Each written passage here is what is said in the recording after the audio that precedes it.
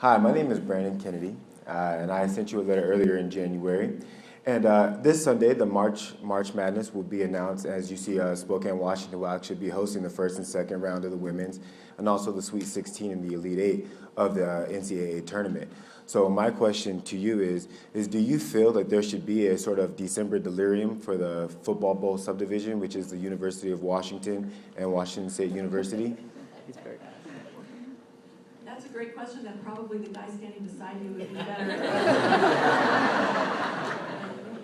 In full disclosure, Brandon, I believe, has been back and actually testified before Congress and done some other things on his passion, and he's for creating a 16 team.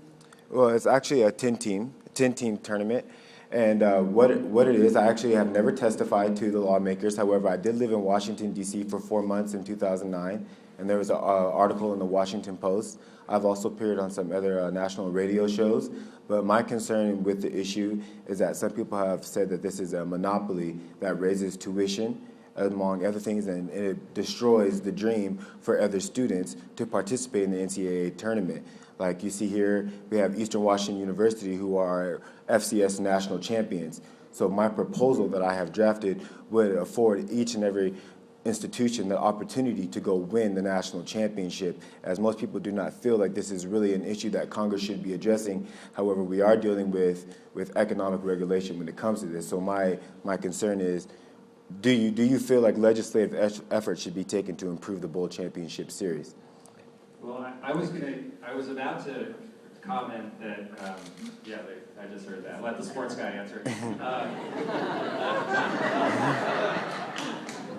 I was about to answer your question that it's not a state issue, which, but you did a great job of bringing it back by talking about Eastern and about the students here in our state who would be potentially affected by this. I haven't studied enough to have a formal position on it, but I just compliment you on your activism. I think it's a great example, whether it's on this issue or any issue, to be that passionate and involved and active, so thank you.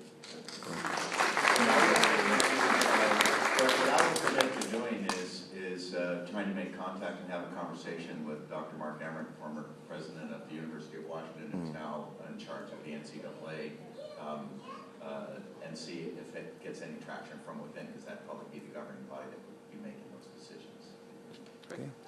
Okay, The order has